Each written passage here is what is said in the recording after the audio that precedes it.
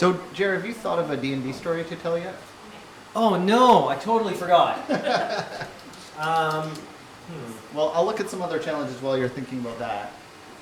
Because I am sure there's got to be some challenges for Ian. I can't remember the last thing that we asked him to do. How about Jared, the first time you had a character die on you? I'm trying to think what the first character I had die was. Was it in Living Greyhawk?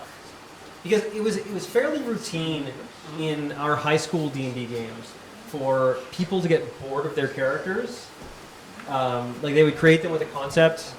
Like, okay, so a good example, when we were first playing Temple of Elemental Evil, Alan made a character who was like blind, and so he had like blind fight and stuff like that, which in second edition was one of the best skills you could take because it was the only one that like let you do stuff in combat.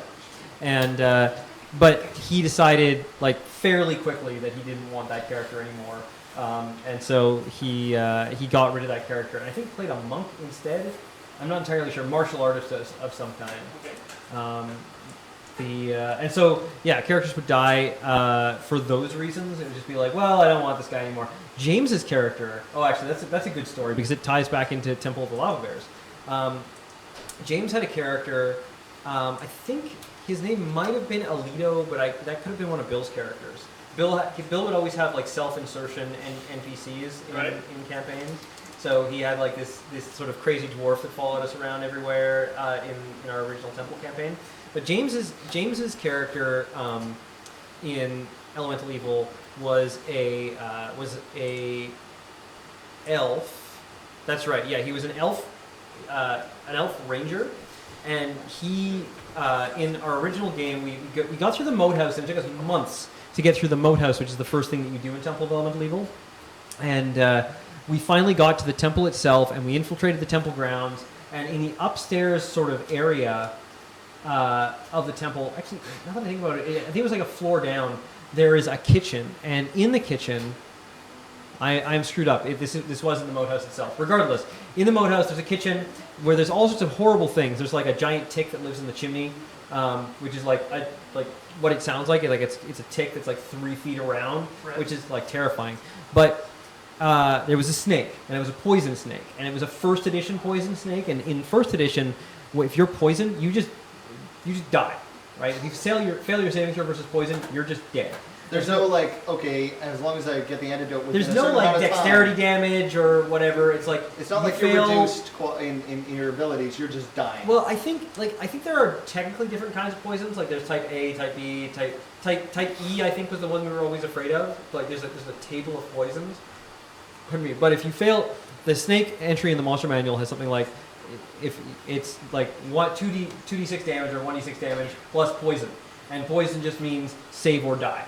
Obviously. Yeah. So anyway, he gets bit by this snake and he dies. And we go back and we get him. We can't.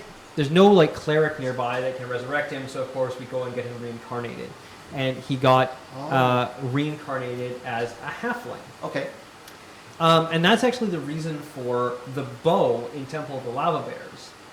That looks like it's a longer bow that's been cut in half and refitted for a smaller character. Because that was supposed to be his character's bow from our original Temple of Elemental Evil campaign. And that happened a lot in Dungeons & Dragons. I remember when I used to play when I was younger. Not that I don't play now, but I remember playing that whenever anyone died, no one could afford resurrection spells, so you'd get reincarnation. So I remember playing with a group of people that I'd never met before at the Boys and Girls Club when I was a kid, and like this one guy was super protective of his weapon, and he had dropped his weapon in the fight, and I didn't have a weapon, so I picked up his weapon to fight off these creatures, and then the guy came back and he was mad at me for using his weapon, so I was killed by my own party member. Mm-hmm. And then I was reincarnated by some of the other party members, and then they just abandoned me because they were freaked out by, they thought it was like that I was going to come back and I was different. And I came back as was it a dryad?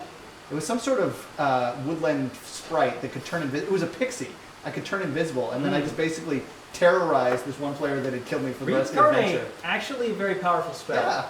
Now, the fun sort of like post story to James's character getting killed by the snake was that in like later on when 5th edition was coming out and was still in playtesting, we were playtesting it, and I decided that as our playtest, I would dust off Temple of Elemental Evil and play it and run it for many of the same people again. And James was in that initial group, and so James and Paul made these 2 dwarves, Brotor and Brodash, who were members of the party. But James eventually he had another commitment and wasn't able to continue playing in the campaign. And it was like right around, basically they got to the moat house and they had heard by interrogating some prisoners that there was supposed to be a snake down this way, and they were all afraid of it.